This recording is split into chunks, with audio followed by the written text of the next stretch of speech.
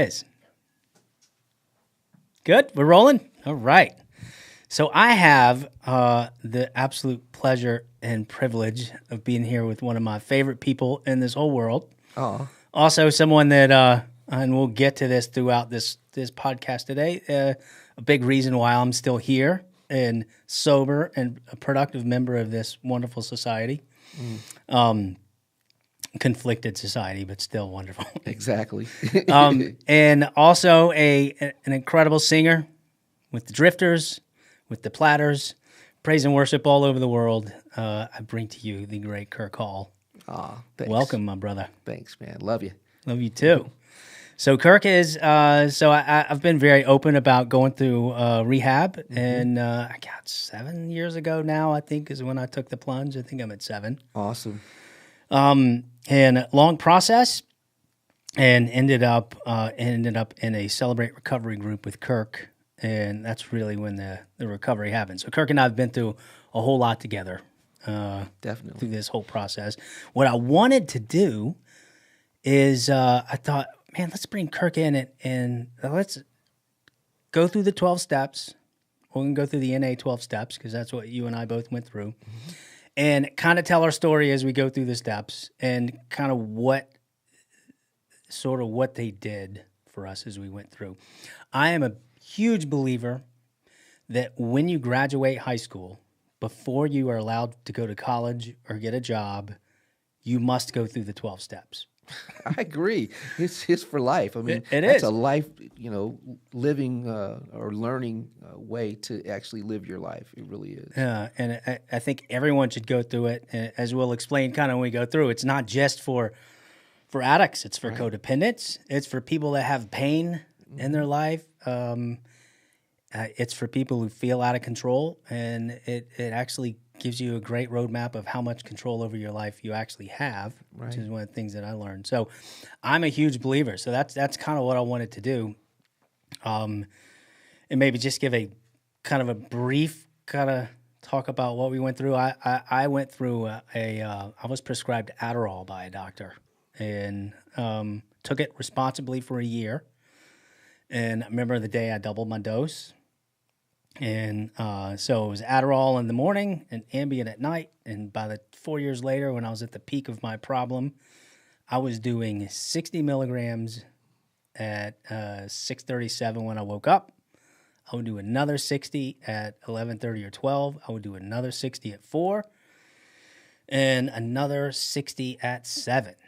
And then I would pound 3 Ambiens about 1 in the morning and get a few hours of maybe sleep, you call it. Mm-hmm. I would go days without sleep and then collapse and wake up and do it all again. So I did that for a solid year. Mm-hmm. And my sister called me and said, "Are you okay?" And I said, "Have you seen me lately? I am not okay. No." And it was the first time I just said to anybody, "Hey, I got a problem." So I ended up going to rehab, and I remember headed to rehab telling my mother, how did I get here? Like how in the world did I end up headed to rehab? I drink. I've drank before, but I'm not an alcoholic. Like I maybe drink. Well, how many times have you seen me really drink? Yeah, no. Very, very few times. Mm-hmm. Tried lots of different drugs, but once or twice, so not someone that had that. At that time, I thought addictive personality. So headed to rehab was like crazy for me. How many times have you been to rehab? Once. Well, see, you're blessed. I have stock in it, so I've probably been about 7 or 8 times. Yeah.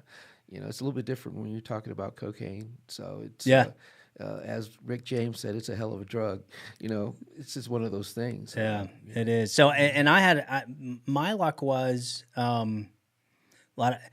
lot of my attachment to it was I couldn't stay awake without it, and B, I had gotten to a point where it kept me numb. Mm-hmm. So I used to tell people I knew when it was time to take some more because I could feel something, any type of emotion. And at that point, when you're living in a weekly hotel, haven't seen your kids in weeks, have your cell phone off, the guilt from that for me was like I didn't want any part of it. Mm. So, but yeah, so I didn't have a physical. it's a physical addiction in a way, but you don't have withdrawals. Right.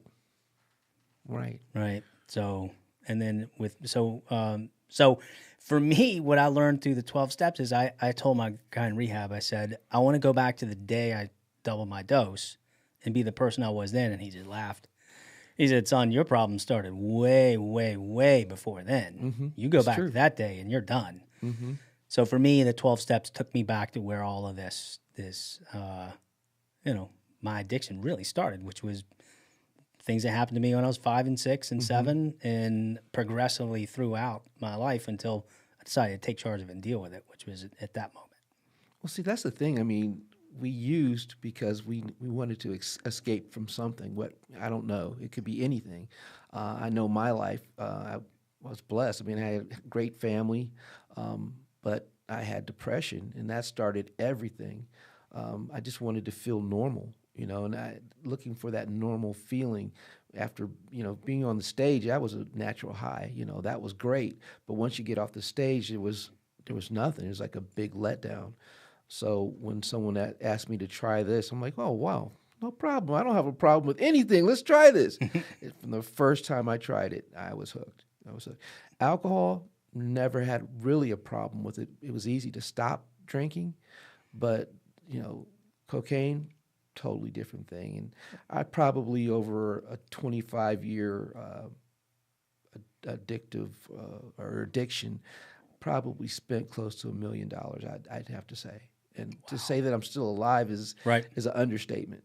Yeah, but like you said, working these steps, it gives you a guideline of how to actually live a life that is clean and sober, which I never knew what that was. I mean, you don't think that you have a problem until it's way, way too late. Yeah. You know what I mean? It's like, oh, now I really have a problem because I need to have this every day, maybe 3 times a day, just to feel normal. I mean, I could basically have a conversation, being high, and that's a scary thing. Yeah.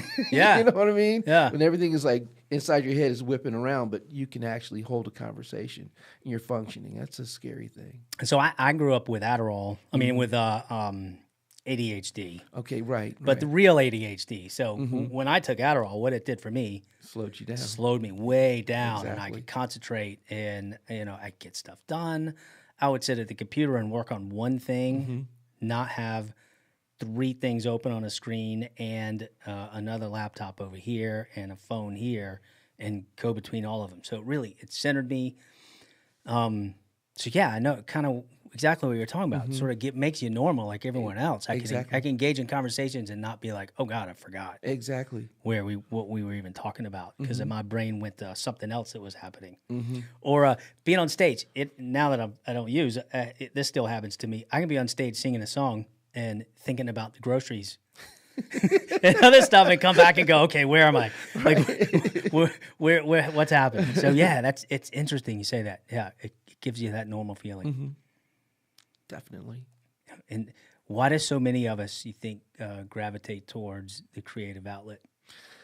I think because most people who are talented have some sort of mental illness. I mean, I'm being totally serious. All the greatest artists in the world had something wrong with them, whether it's fine arts or musical arts or whatever. There was something that was off. And I look at my life, and I played football at Ohio State, and I was always in front of crowds. I was always in the limelight, but I didn't have a problem with being conceited or stuck up. It was just I enjoyed making people happy, and being, especially with singing, it was a way to make people happy. And it made me happy when people were happy with what I was bringing out. But off that stage, I had to live with myself. Yeah. And you living with yourself sometimes is a bear, especially I had bipolar type 2. And some days I'd be extremely high. Some days I'd be extremely low. If I was in a manic phase, I could write for days, and I wouldn't have to sleep. But when I was depressed, couldn't get out of bed. Yeah, man, it was bad. Yeah, kind of like I didn't want to be here anymore. Depression, Yeah. Yeah. So, and that's the other thing that I have too is that type of depression. So luckily not the bipolar side. That's a scary, it's a scary thing to have to live with. But yeah, same thing. And then getting off that stage, you're man, life is good up there. It is. It's full control, and I can. But yeah, you get off that stage, and it's like, okay, now I gotta deal with who I am. At the worst of my addiction, I didn't look in the mirror. Oh no, never looked in the mirror. No. I would think, God, it's probably been a year or more since I've even looked. Didn't want to see what I was at that point. I saw a demon when I looked in the mirror. Yeah, it was serious. It scared the heck out of me. My wife would say, "You just totally look like a demon. There's something wrong." I mean, and something was definitely in there, and it was the drug that took me out of everything.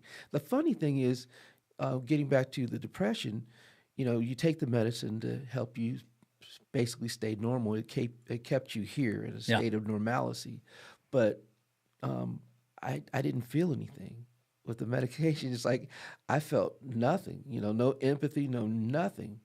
So I would take the cocaine to actually make me feel something. Yeah. And then by taking that, obviously that negated the medicine that I was taking for the bipolar. So that just got enhanced. So it's just a big snowball effect.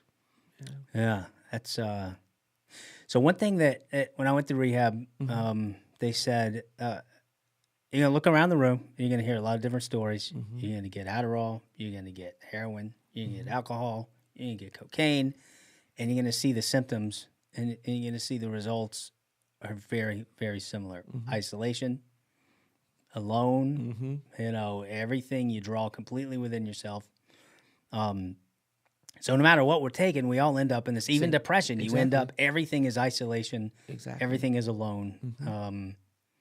So, all right. So I know for me, I was dying. I was 130 something pounds. I hadn't eaten in weeks, hadn't had a bowel movement in weeks. And it was time. I knew at that point I couldn't stop shaking.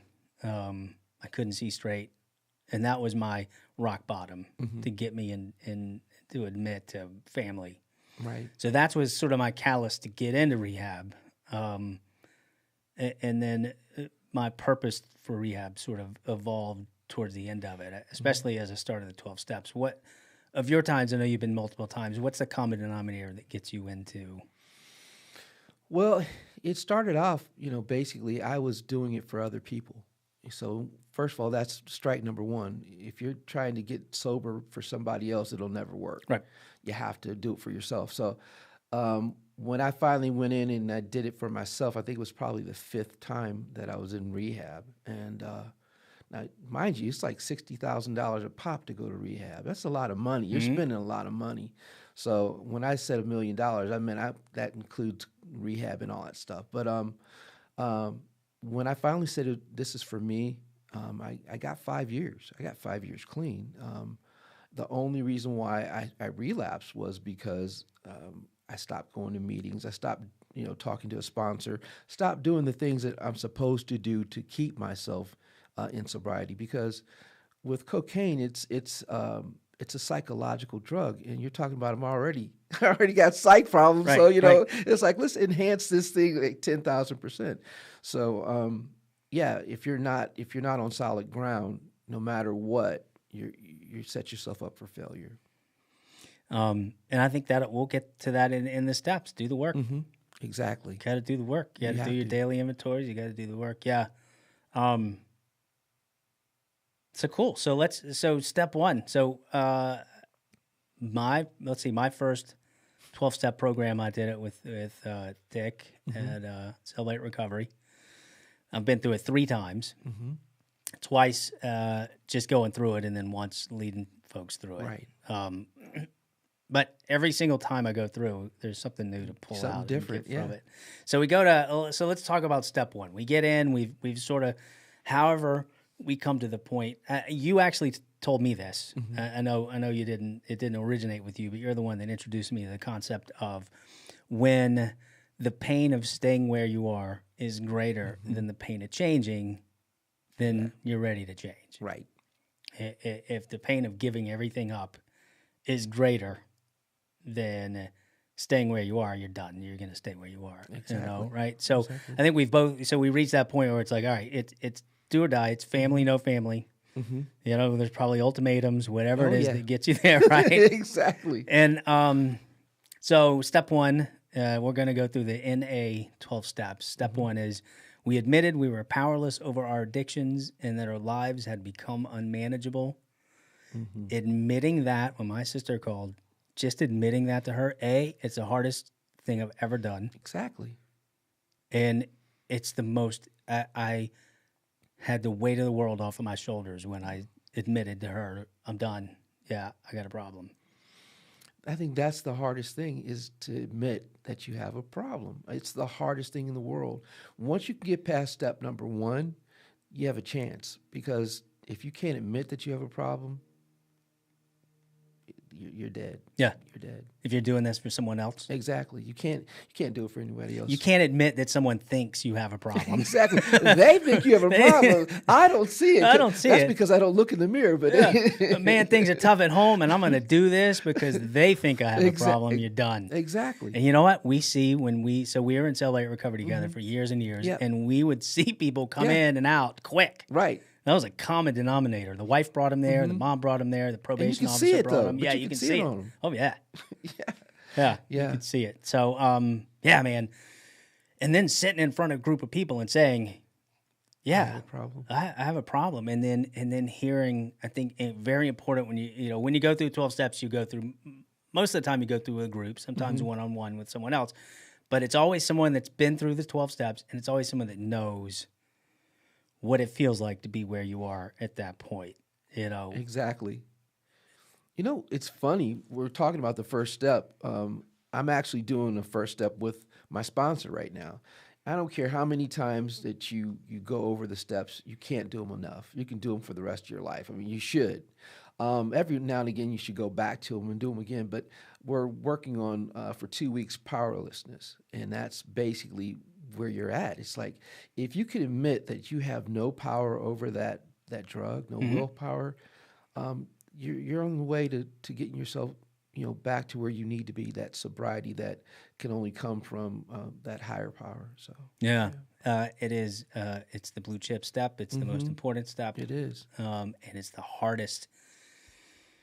It's easy to admit you're powerless when you're in trouble, and people are really angry at you. Exactly. But when it's hard to maintain that. Hey, you know what? I am. I remember, on a business, doing a project out of town and working with my doctor and re-prescribing me Adderall to take it the right way, and I blew through a bottle in 3 days, and it was like, oh wow, like there's no way I could ever take this stuff and manage it at all.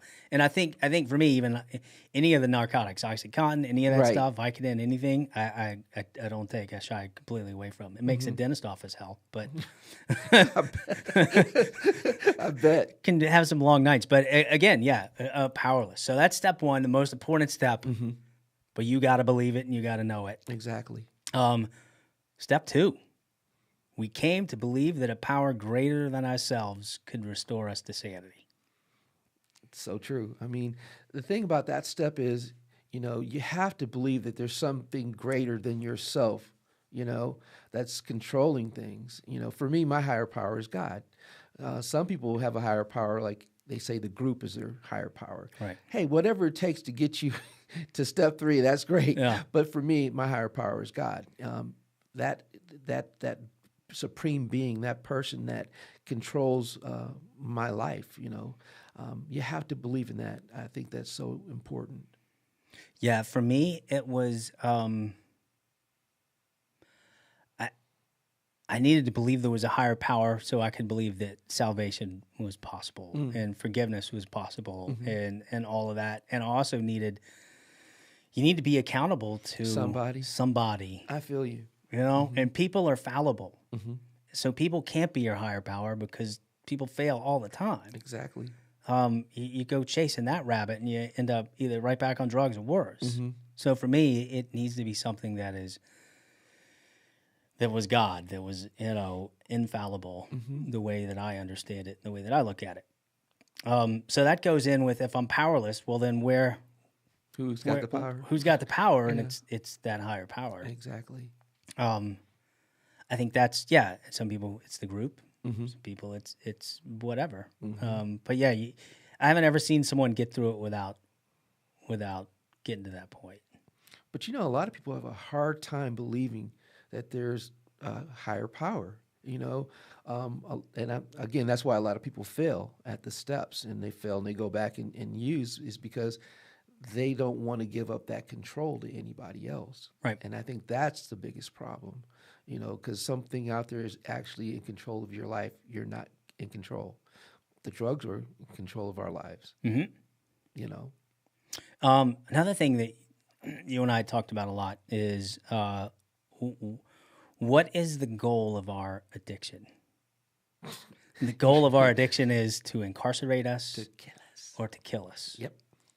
And it's funny because every story you hear, it's the same thing. I got isolated. Okay, now I'm alone. Now the addiction can just whip the crap out of me because I got nowhere else to turn. Higher power's gone because I'm not good enough. That's what the addiction tells you. You're not good enough for the higher power. Exactly. It really does act like an entity. Your addiction does. Like it has its own goals, and it has a very specific steps to get you to where it wants to get you, which is incarcerated and ultimately dead. Exactly. And it's worked.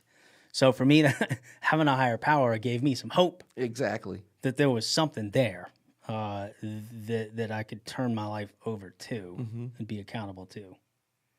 I agree. Right? So step 3 kind of follows along the same plan. We made a decision to turn our will and our lives over to the care of God as we understood him. Just what we talked about. Exactly. Goes right along. We're not.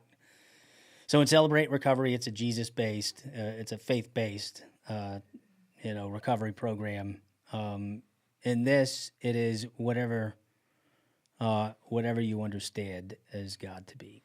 Exactly. It says here in a book, if you want what we have to offer and are willing to make the effort to get it, then you are ready to take certain steps. These are the principles that made our recovery possible. So being able to turn your will over to and your life over to something greater than yourself. Again, that it's a hard principle to understand for a lot of people. It was hard for me because I was the master of my own ship. Who I guess in that context, I could say I was conceited. I mean, it was me. It was all I have control. You know what I mean? That ego is a powerful thing. It is. Yeah, it is. Powerful thing. That ego tells you I can do this myself. It's true. It tells you I can handle it. I can handle it. And that's why shame takes us out. Yeah. Because it keeps us from getting the help that we need. So one of the mistakes I always made was I needed to get to a certain point. I needed to get my act clean enough to ask for help. Yeah. I needed to, I couldn't, no church wants me like this, or, I can't go to my family. And what I like about turning it over to the care of God as we understand him is the principle that God will meet you where you are. Right. You don't need to get any better than you are right now. You call out and he's there. Exactly. So that was just important for me because I stumbled for a long time with trying to get good enough to reach out to anybody, God, my family. So that concept, step 3, and really going through step 3 and dealing with that concept and really getting into, forgiveness and shame and how those are not barriers to keep you from God, because that's not how God sees it. That is part of the addiction and part of the thing that will keep you down, not part of the thing that will heal you. Well, God saves sinners, and right. Who hasn't sinned, right? Right. So we all have that guilt and shame, but God is greater than that. He sees through all that stuff. So, and that's why it's so important to be able to turn your will over to him. Let him control the ship for a while, not you. Yep. Okay, so here's what we've done. At this point, we've admitted we have a problem. we've found our higher power, whatever that is, and then we've turned our will over to that higher power. And holy Mary of Christmas, do we need it for step 4? Yes. Oh, yes. So step 4 for me it's a hard step. So we'll explain what step 4 is. But for me, I left step 4 on such a positive ground after getting through that. So step 4 is we made a searching and fearless moral inventory of ourselves. It's so hard to do that because who wants to look at themselves and look at all the bad points? Because we could already see the bad points in ourselves, but who wants to tell someone that I have this problem? You know, I don't want to introspect into myself. Who wants that? That's like why not look in the mirror? You know what I'm saying? Yeah. You don't want to see that reflection looking back at you. So there are, how many columns? There are 4 columns? 4. So the first column is, what is the hurt? Whether somebody did it to you, you did it to somebody else, what is it? And so the way we went through it is we filled out that first column. Let's list them all out. Right. List them all out and take as long as you need. Get away by yourself. I was talking to someone the other day, and they took a whole week. They took a day off of work and spent, the entire weekend just going through all of this. So for me, list everything there. And there was a lot of stuff there, and a lot of it was everybody else's fault, and one of them was my fault. Spoken like a true addict. Exactly, right? Yeah. Oh man, I was not. Yeah. So, all right. So that's the first step. Then the next step, the next column of that inventory is what was the person's role that did this, right? And that was an easy one for me. Right. You know, tell what they did. Yeah, I can tell you what they did to cause this hurt. And so that second column is the works, the sort of groundwork's being set, right? You're getting, the foundation is being laid, and the healing is about to happen. And I'll tell you, the greatest column for me was column 3. Greatest column for me was, what was my role Right, exactly. in all of this? And the one that I thought was my fault, my role was nothing. I had played no role in it. And I had beat myself to death from 6 years old on thinking it was my fault. Right. Right? Exactly. And to get to have that moment, this incredibly powerful moment where you get to write down in this column, nothing. So that for me, that was just a huge amount of healing and to be able to put that down. Yeah. And then some of the others, again, my role was nothing. But I'll tell you, I had a conflict with a family member. I won't mention any names, but it was a lifetime. A lifetime of my daughter Summer is our producer today. So a lifetime of butting heads, very much alike. I mean, this person is my hero in one sense, and someone that we've struggled with, and their column was very obvious. Here are the things they did, and here's what they did. And then I got to my column, and it was, I escalated. They give a little tap, I give a punch, and then it's off to the races. And for me, how much control did I have to actually say, wait a minute, I don't have to escalate, and all these problems go away. So that was a big part of learning that I had control.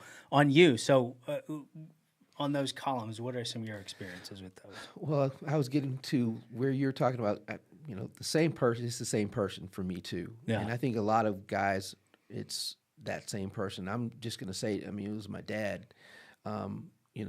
We butted heads a lot, but it's like I never felt like I could live up to his expectations of me. No matter what I did, I didn't feel like I was good enough. And it really was just me. I think it wasn't him. My dad's a great guy. He had his problems, yes. Quirks, yes. Idiosyncrasies, yes. But a lot of the things I think I caused myself. I was good enough. you know, he was proud of me of the things that I had done. I think one of the major things that really we butted heads with was when I first joined the Platters. We were getting ready to go to Spain, and you know, I'm with a famous group. Yeah. Right? I'm getting ready to do this thing. You know, nothing from him. He didn't. There was no reaction. I was like, I'm doing this thing here, Dad. This is awesome. But it was like there was nothing. But I don't think it was him not giving me my due. It was just him just being dad. He was concerned and making sure I was okay and all that other stuff, you know. But I didn't look at it that way because I was so young at the time. You know what I mean? But some of the other things that were on that list, I would say 90% I caused. Yeah. You know, and you don't want to see that. You don't want to see that because you thought all these years most of this stuff was someone else's fault. And in some cases it was, you know, and I had to forgive them. Yeah. But the majority, it was my problem with myself. So, you know, yeah. It's freeing to realize. For me, I felt out of control my whole life. Exactly. And you get through those 3 columns and it's like, wait, I have way more control than I ever did. And with, you know, the folks in my life that I butted heads with, you know, I had my dad was one, my mom, friends, you know, good friends, same thing. But I look at my column and, man, I either had as much or more to do with the conflict than they did.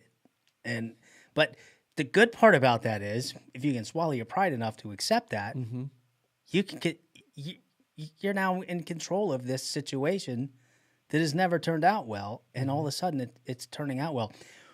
If we go back to when I admitted I had a problem, I had not one healthy relationship in my life. Wow. I would look at my phone and think, I have nobody that I can call. Like I had burned every bridge. There was nothing left. So I can tell you now, today, 7 years later, I don't have, every relationship is whole. And, you know, not everything is perfect. I mean, still family, still people. Exactly. But that's just human. That happens, you know. But those are So it's normal. It's not, you're not spiking the ball and running off into, you know, on people's shoulders at the end of this. You still got to live the life. But this is the step 4 that was the hugest, biggest part of it. It is. It's the hardest one. It's probably the hardest step.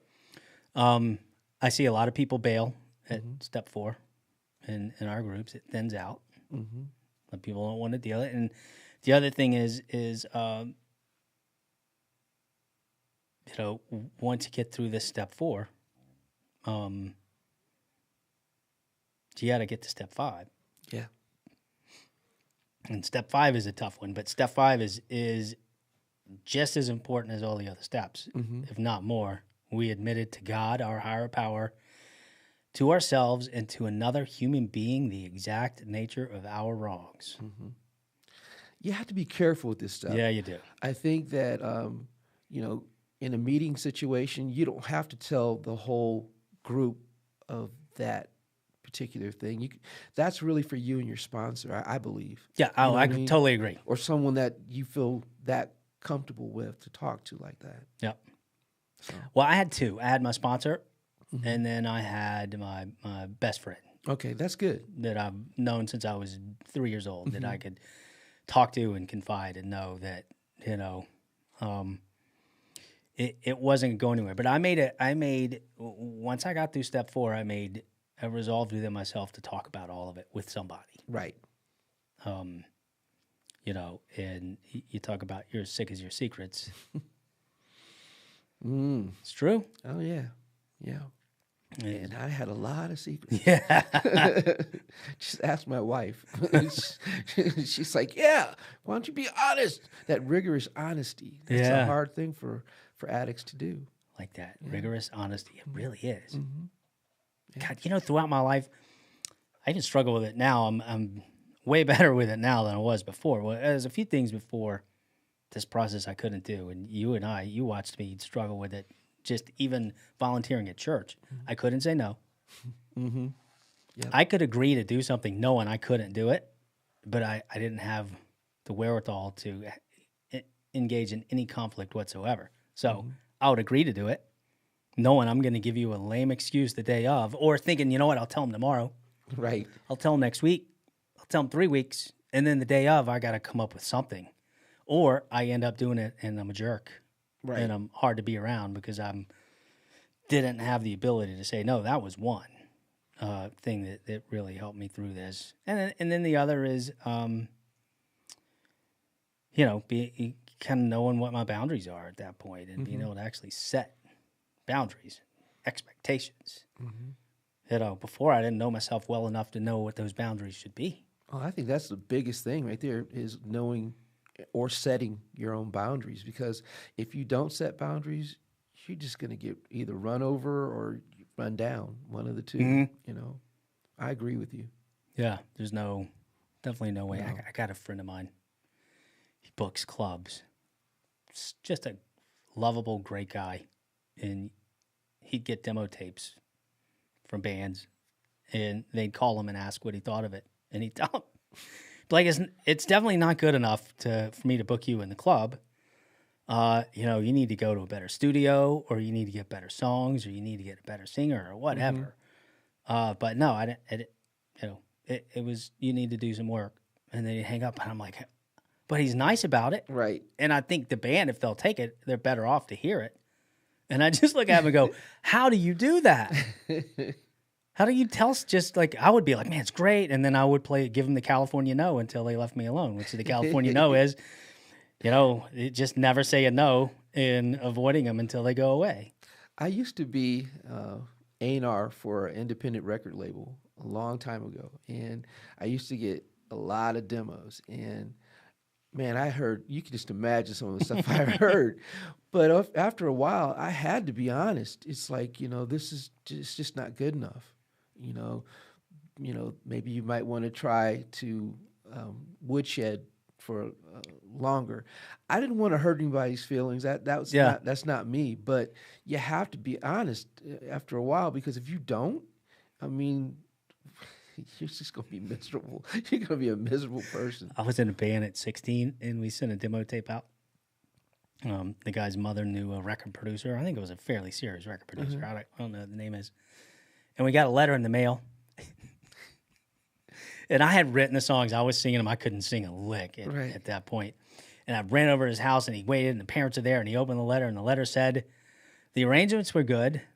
The songs were decent. And the lead singer needs to be taken out back and shot to death. Oh, gosh. So he didn't pull any punches. Right. I didn't give up, but yeah, no, I've played you some of those, right? You probably would have shot me, right? They were pretty bad. It was pretty rough. Wow. Yeah, boy. Sometimes you just don't. Sometimes you got to have someone tell you the truth because you can't hear it yourself.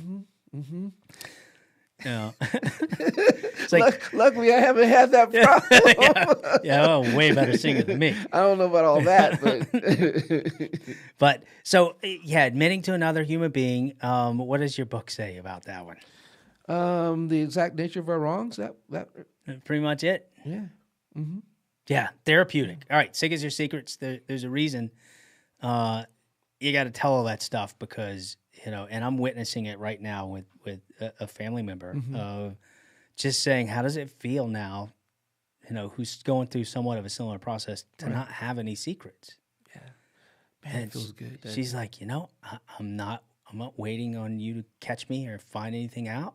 I'm not worried that you're calling me unexpectedly because I've been busted. It's like it's a freeing feeling. It is, and you would hope that feeling is enough for you to keep it there. Yeah, but that's where we'll get to some of the later steps. That's where you're gonna cleanse yourself and get yourself to a point that's almost angelic as you're going through this process and going through this self-discovery. And if you're strong enough to stick through it and get through steps 4 and steps 5, then you gotta turn to your higher power in step 6, and you're going to be entirely ready to have God remove all these defects of character. Yep, I agree. but you got to get to that step. If you can get to that step, then you are definitely ready Yeah. to have him remove those defects. A lot of people can't get to that step because they can't get past 4. Right. You know, and they're made for a reason. They're in this order for a reason. Getting back to like the secrets. My wife said, I led a dual life. There was a life that she knew, and then there was a total other life that she didn't know anything about, and she was right. Yeah. That other life, sneaking around doing things, just to stay high, and that's so much work. Trying to lie. I mean, gosh, I ran out of lies, man. It's like, you just forget all the lies you've told. It's like, you can't do it after a while. You know what I mean? It's just, it's horrible living like that, It would be, who was the guy on Saturday Night Live? Yeah, that's the ticket. Remember him? Yeah. That's the ticket. Sometimes people would say things I've said, and I'll be like, yeah, yeah. Exactly. Yeah. I'd be like, what in the world? Where did that come from? Must have been a blackout. Oh, there's the opposite. Oh, yeah? There's me knowing I did something stupid and saying, no, I was in a blackout. Exactly. I don't know when he faced that one. Yeah. I don't think you were drinking. Nope, I was drugging. I was in a blackout. Exactly. Exactly. I don't know what you're talking about. No idea what you're talking about. Yeah. So what does it mean exactly to say, have God remove all these defects of character? It's basically telling you that your higher power that you have professed to believe in from the beginning, that you're ready for him to now move in your life. You're ready for that higher power to actually take over and move in your life. Right. You get out of the way. Let yourself out of the way and let something else, God, come in and lead your life. So there's this, I don't want to get into the sort of the philosophical talk of where do our morals come from. Exactly. Right? But the common belief amongst Christians is the moral, or any religious person really, is the morals come from your higher power. And you need to have something, again, it's infallible. Humans are fallible. And, I'm fallible. So if I'm trying to live up to the morals that I'm going to set, I'm going to move the goalpost wherever I want to move it to accommodate whatever thing that feels right at the time. And I think I've talked a lot about that in Celebrate Recovery. Whenever I give any talks was, I can't be the sheriff. I was the sheriff, and look where it got me. Right. I was the judge and the jury, and I was my moral compass, and it failed me. So now I have to live up to a higher standard, right? Which is the standard set out by my higher power. It's so important in the beginning to turn it over to a higher power, because that's where you're going to get your that's your accountability. Exactly. And those are things that you can't say this is okay because I feel like I want to do it tonight. That's not how your higher power works. So I think for me, that's what it was to me, was like, okay. I remember when I was younger, I said, well, okay, I'll stop sinning when I'm 30. Oh yeah, been there too. Yeah. I want to live my life, and then I won't do any of these fun things. You know what's funny? Playing music. The best audiences I've ever had is after I started this process and started playing at church. And you get hundreds of people looking at, listening to every word, never looking away, full. It's like, oh man, I've been looking for this experience forever. Yeah. I ran from praise and worship or any of that because I didn't want that experience. It's harder. It's harder to do praise and worship. For me, yeah, definitely, because you have to be that rigorous, honest guy, that sinless guy. When you're up there, people are looking at you for that move of the Spirit, right? And I'm not trying to get into the religious aspect of it. I'm just saying it's a totally different thing than going on stage and singing secular music. For me, secular, it's cool. I do James Brown or whoever, and I'm good with that. Do the show, great. I go home. But up there, that's that connection with your higher power that you just, oh man. I had Gabe in here, Gabe Jones, who praise and worship. We know Gabe real well. And I was telling him, look, they know the cadence of the song. They know the words. And if you mess something up bad enough, you could actually hurt someone. They are following along that close. Plus, it is, getting that high power and everything. It's a lot of pressure. First time I did it in front of you. I think I played double time on every song. You did great. I did a 15-minute set in about 8 minutes. You did great. Yeah. But it's a blessing to be able to do praise and worship. I think, like I said, for me, I shied away from it because I didn't think I was worthy enough to go on the podium and sing praise and worship. Yeah. I thought God would be like, "What the heck are you doing? Get out of here." Yeah. And it's just the opposite. Exactly. It's just the opposite. Exactly. It's such a powerful, I'll say it a million times. God will meet you where you are. Exactly. And if you want to even back it up a little bit more, your sobriety will meet you where you are. That process can start in a trash can, in downtown Atlanta at 3 a.m. while you're as high as you could be. This process could start right there. You don't have to be good enough to start this process. You're already good enough to start the process. Exactly. You just got to start it. And that, I say that, I'm so convicted about saying that because that's what kept me out of this for so long. Even before I started the Adderall addiction was that constant feeling that, I'm not good enough. I'm not worthy enough yet to start any healing process. How can you heal if you can't forgive yourself? Right. Exactly. Okay. So then we've done that. We get to step 7. We humbly ask him to remove our shortcomings. And for me, I think that once I got past step 6, I was at a humble place. I was at a good place. I was at a place where he was already working in me. So it's like, go ahead, do your work. Finish the work that you started in me. Finish the work. Yeah. I like this. This comes from the Big AA book. It says, we know we're ready when we can say something like this. My Creator, I'm now willing that you should have all of me, good and bad. I pray that you now remove from me every single defect of character which stands in the way of my usefulness to you and my fellows. Grant me the strength as I go from here to do your bidding. That's good. Yeah, when you're ready to take that step. Now, that means, I used to talk about this. When I would drive to, I had 4 different doctor's offices where I'd get my stuff. So I committed, I probably won't say that on tape. No. But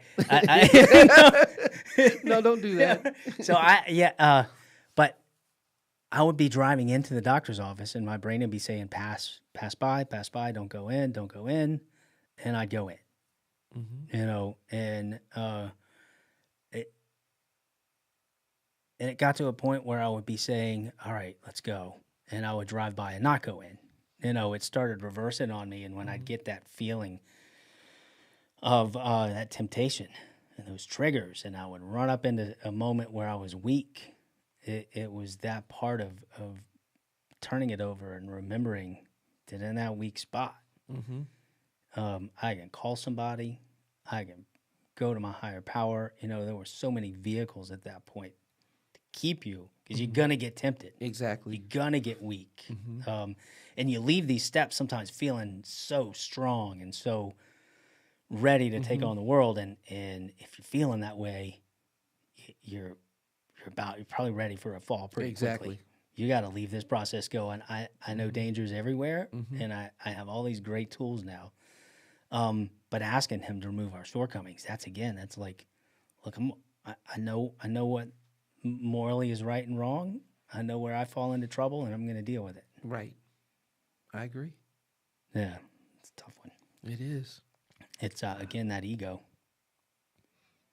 All right, step 8. I have a lot of thoughts on this step. I have seen this step used wrongly and for nefarious purposes. I have seen this step all kinds of misapplied.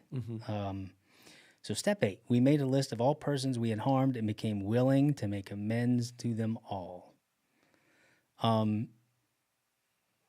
That doesn't mean we make amends. Right. That means we've made a list and we're willing to make amends. Now, see, that's where I like in the CR version of the 12 steps. Right. On that step, it goes further and it says, except when to do so would harm them or others. Yeah. So in here, that's step 9. Right. Yeah.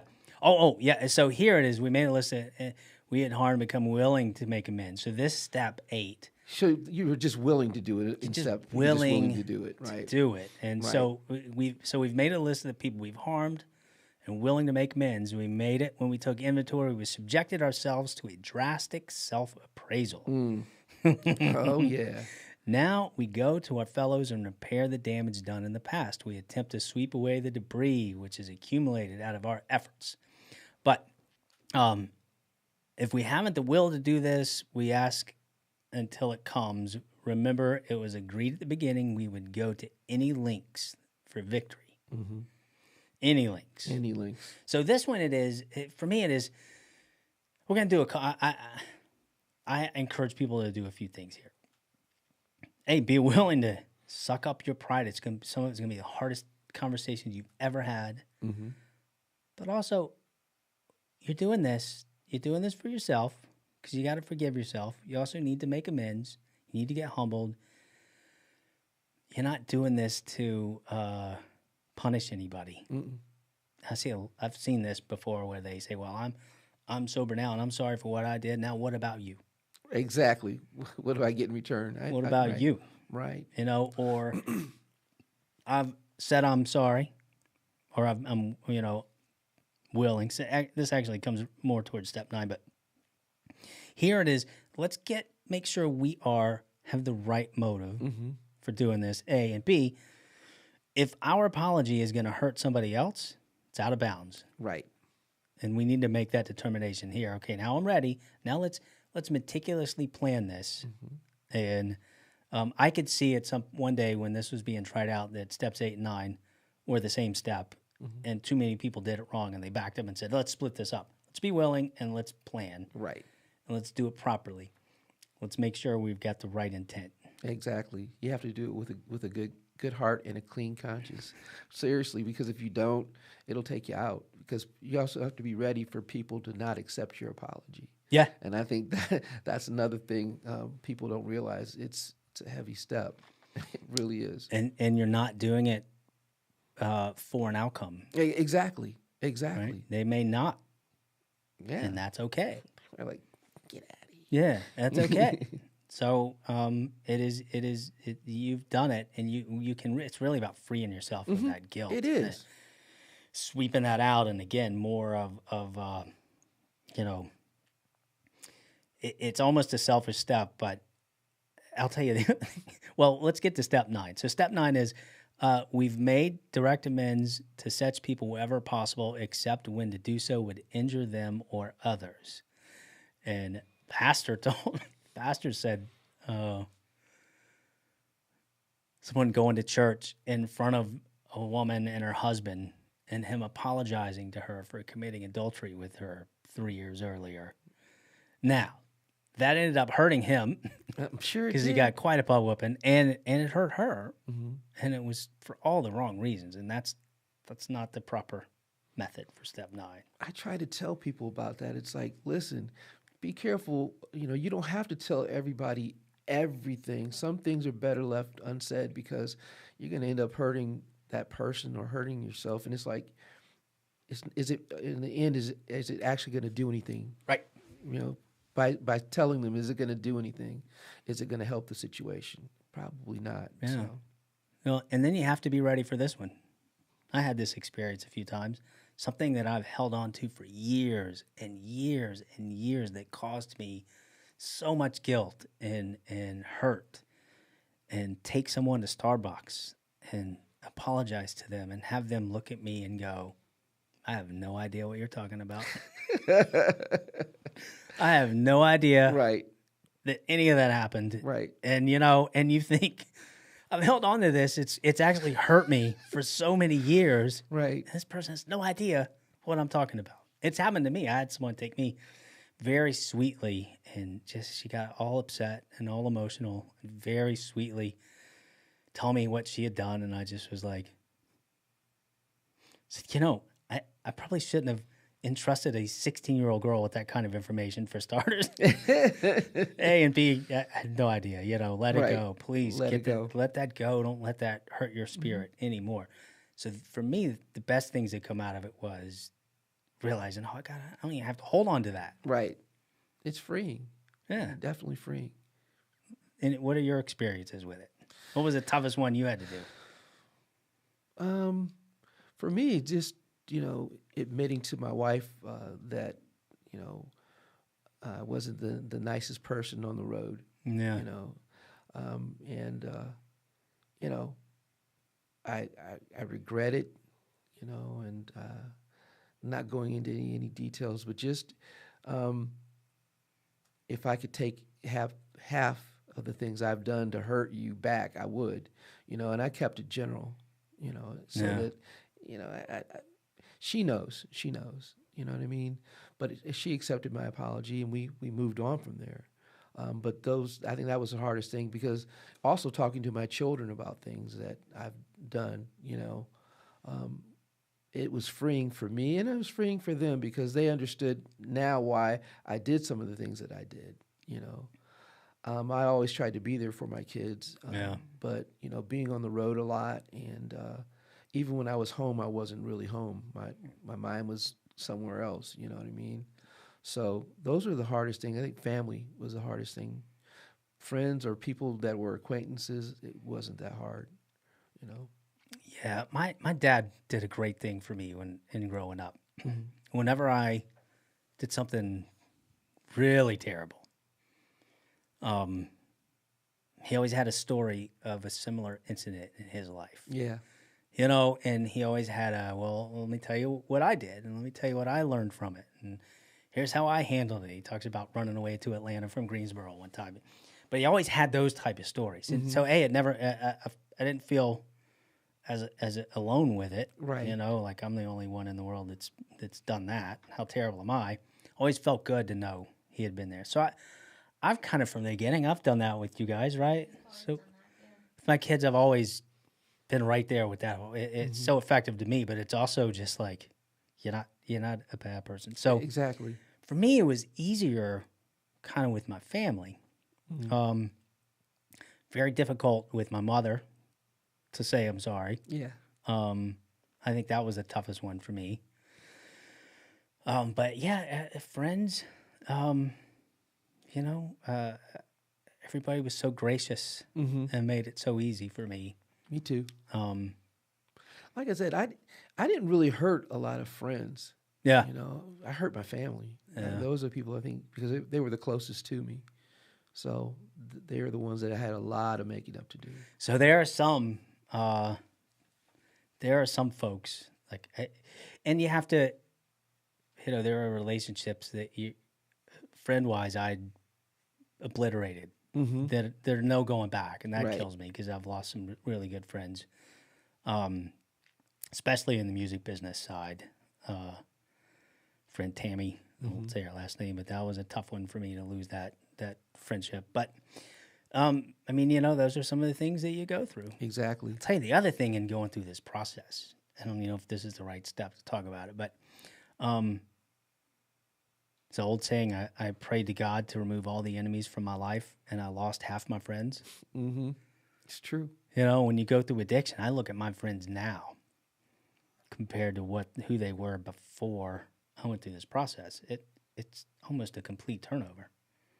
I've got my best friends that are my family, the people I grew up with, the Greg Lees and the Nicole Jervikses of the world, who watched me go through this whole thing, and our friendship was only a few years old when that started, and they were, one of the reasons I made it through this, to have friends like that. So a lot of the friends, especially new ones that I'd made, are there for life. Oh yeah. But sure do weed out the other ones. Oh yeah, they fall. They just fall. They fall. Most of the acquaintances that I had a lot of friends, but I call them now acquaintances, because when things really went down, a lot of them weren't there. Yeah. So and right now I think I probably have about 10 good friends, because I don't know. I don't know if I don't want to hurt them, or I don't want to be hurt anymore. I don't know. Yeah. But I'm in a better place now with just the group of friends that I have now. You know what I mean? I let go a lot of mess. Yeah. You know. I've got some good a friend of mine, Sean McPherson. Watched him get his act together and just be like so inspired Right. by people that I watch go through this same thing, who are again family for life. But yeah, it's really interesting, and you got to be careful. You got to be careful with who you surround yourself with. You do. You know, I am a person with known triggers. I'm a person that can write a book on how to fail. People, places, and things. Yeah, and you gotta know where those triggers are, and you gotta keep yourself. And I don't mean keep yourself away from them until you're better. I mean keep those away from you to stay better, because you are never going to get to a point where your triggers aren't triggers anymore. Exactly. You may get confident, and that's that addiction coming back in, going, hey, let me slip back in here, slip back in here. And, oh, you know what? Oh, someone said they're not accepting your apology. You know what you ought to do? You ought to go drink that one off. Yep. You've earned it. Been sober for what, 2 years now? Psh, Do it. you've earned one free night. What's the saying? One isn't enough. One is too many, and 1,000 never enough. Yeah. Yep. You can tell I'm thinking back to the times I've struggled.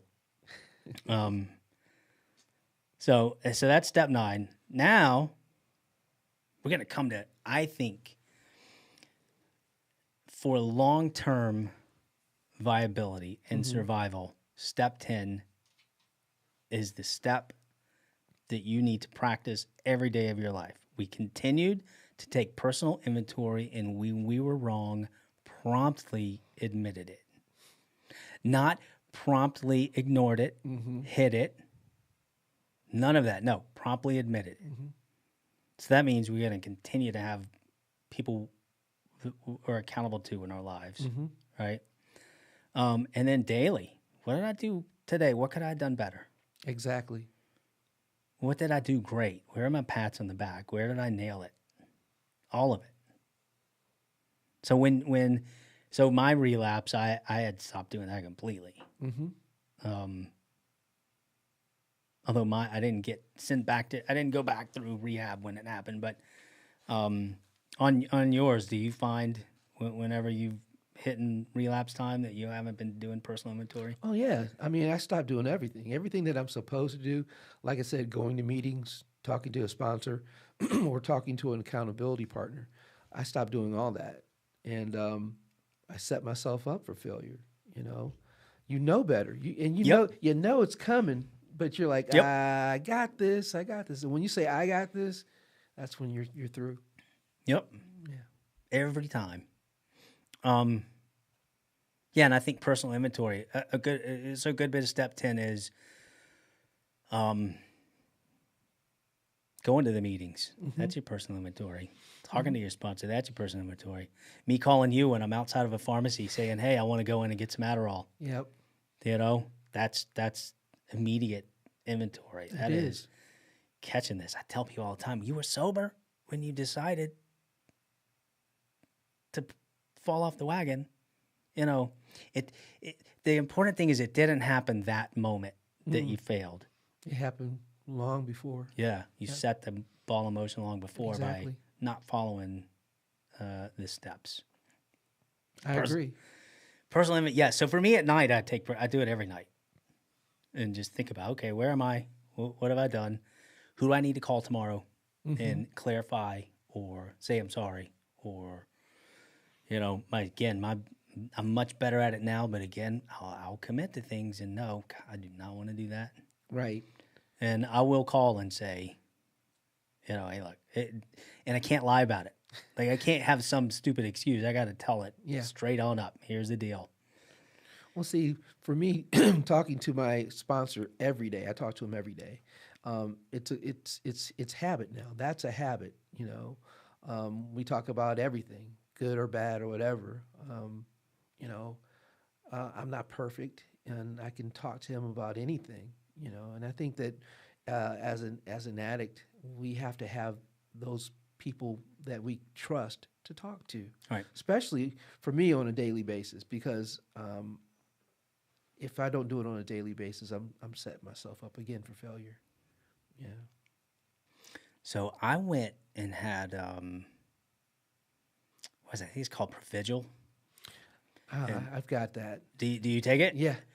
I can't get approved for it. Why? And my insurance just says no, nope, we won't approve it. So even with the doctor fighting for it, I couldn't get it. A rap. Let's see. What is the generic? Is Rapidil or something like that? Yeah. Modafinil. Yeah. Yeah. You can't get that? They won't approve it for me. But so here's what they did. The doctor went ahead and said, okay, we'll just give him Adderall. Oh no! And it's in my chart. So I go to the pharmacist and they said, well, they wouldn't approve the modafinil Pridgen, but he went ahead and prescribed Adderall and handed it to me in my hand. And I had 60 30 milligram pills in my hand, and I just handed it back. I mean, for me at that point, there was no question, not even a thought that I would take it and run with it. Because I know I've been there, and I know I'll take this in 3 days, and my life will be completely ruined. Right back. If I live through it. No, but I gave it back, and I'm like, you gotta look at my notes. Like, it's in my notes not to give this to me. So I've had kind of moments where I could have snuck through. Oh, yeah. And been like, dude, I've got a nobody will know. I got a script now. Get it every month. But it was definitely not the time. And again, that's a personal inventory at night where I can go, look at you. Because I think one of the fallacies is people try to tear themselves down, and that's not what personal inventory is about. It's about building yourself up too. I mean, part of the inventory is, hey, I made some great decisions today. Exactly. I did some. I gave some hard truth, to somebody, and when normally I wouldn't have done that. That's a positive thing. See, that's another thing. Like, I mean, it goes exactly what you said. I mean, people think that they should only talk about the bad things. You got to build yourself up. Building yourself up is the only thing that keeps you sober. By tearing yourself down, all you're doing is putting yourself back to where you used to be, and eventually, by doing that, you're gonna fall. Yeah, you're gonna fall. So I agree with you. So don't forget that, people. Don't forget. Give the props where props are due. You deserve it. You deserve it, absolutely. If you've gotten to step 10 and now you're headed to step 11, you do deserve exactly. Huge. Huge. Okay. Step 11. We sought through prayer and meditation to improve our conscious contact with God as we understood Him, praying only for knowledge of His will for us and the power to carry that out.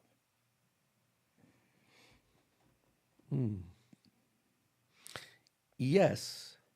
And that's another thing. I mean, they told us at rehab, you should say your prayers in the morning, and you should say your prayers at night. Thank you for waking me up. Thank you for allowing me to have a good day. Those kind of things. And then taking that time, and both of us go to church. I mean, and again, this is a spiritual program, not a religious program as far as NA. That's the difference between that and CR. But I believe that being able to meditate and get closer to God is one way to hear Him talk to you. And by hearing Him talk to you, He'll probably keep you on the straight and narrow and not go back to where you used to be. So it's a really good thing to be able to meditate. A lot of people have a hard time meditating, though. Yeah. A lot of people. I've talked to a lot of people that do. Well, on that, the Big Book says we shouldn't be shy in this matter of prayer. Better men than we are using it constantly. It works if we have the proper attitude and work at it. Can tell you what's not going to happen in meditation. You are not going to hear the words, you should do some crack tonight. Exactly. Exactly. I had someone say, you can do whatever you want after you pray about it. Because when you pray about it, you're probably going to get the right advice on that's not the thing to do. Right. When you get in that bind. But I fail at this a little bit. I got to work at this more, being consistent about it. It's easy to pray when things aren't going well. It's hard to pray when you're in maintenance mode and things are going fairly well. Exactly. And that's almost when you need it the most. Mm-hmm. You know, I would argue. So I can do a lot better at that. But it really is a time. Turn everything off. Get alone. And have 5 minutes. You don't have to do 30 minutes. Exactly. Do 3 minutes consistently, and just clear your mind and get in touch with yourself and and pray to God and give it to Him. Give it to whatever your God is, and listen. There's a song out by the Funkadelics back in the 70s called "Free Your Mind and Your Blank Will Follow." Yeah, It's so true. That's the way to free your mind. If you free your mind and let Him come in, this caboose will follow you wherever this head is going to lead. yeah. And if God is talking to you, you're letting Him talk to you, good things will happen. Good things will happen. It's a battle for me between my ego Mm-hmm. and the right thing Mm-hmm. to do, and my ego wants to get ahead of common sense and wants to talk me into things. Exactly. And another is just being honestly confused. And it's okay to be confused. And it is. It's okay, because you're not going to have the answer to everything, and that's another thing. We put so much pressure on ourselves. That could also send you back. There's so many things that could send you back. But if you turn stuff over, you're going to have a better chance at life, of living a life that's full and free. Yeah. You know what I mean? Mm-hmm. The ego is the one thing that will get you in trouble faster than anything else. Oh man, You know? so I've been fast. there. Oh yeah, been there. So fast. And then step 12, having had a spiritual awakening as a result of these steps, we tried to carry this message to addicts and to practice these principles in all our affairs. And one thing people ask me all the time, dude, why do you talk about this stuff? Why do you put so much out there about your addiction or your struggles or that? And this is the reason. The only way you can keep it is by giving it away. Yes. Period. You know? I've tried to keep it to myself because it felt so good. I just want to keep it all to myself. Mm-hmm. Yeah. It doesn't work. It doesn't work. Well, again, it's the ego. The ego doesn't want me. It doesn't.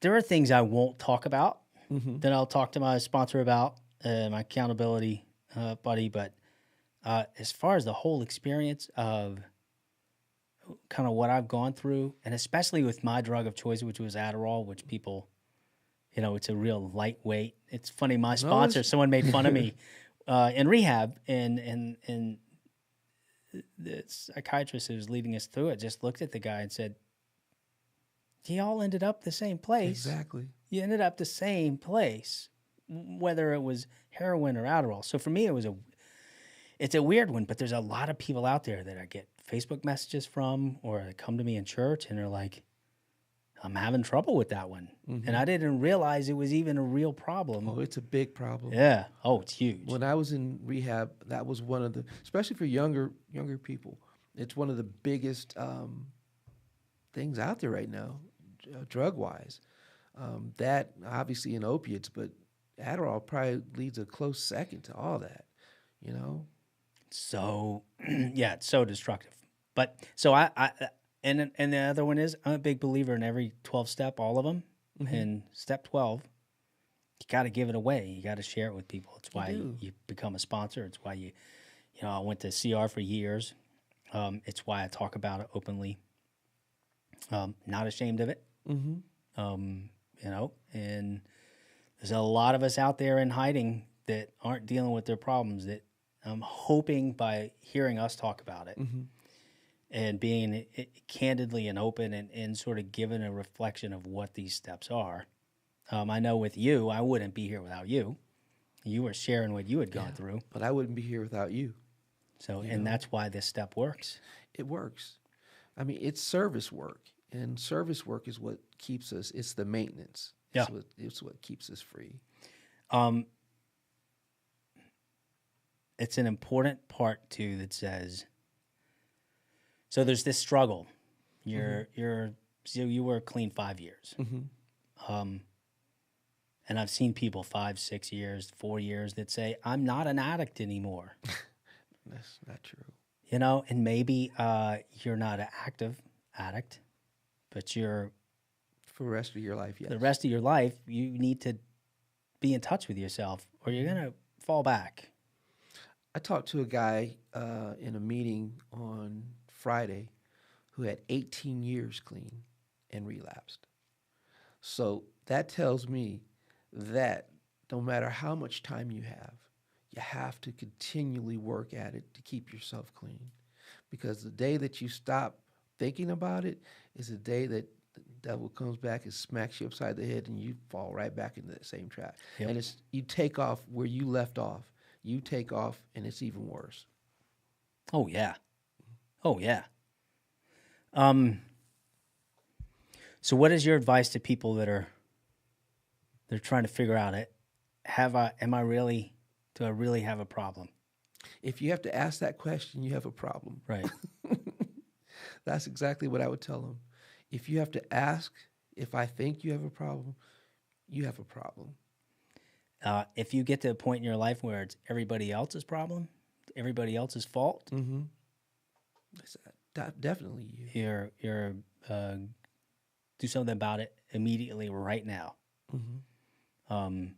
And I would say that you can do it. No Oh, matter yeah. where you are or how bad it is, you can do it. We both went through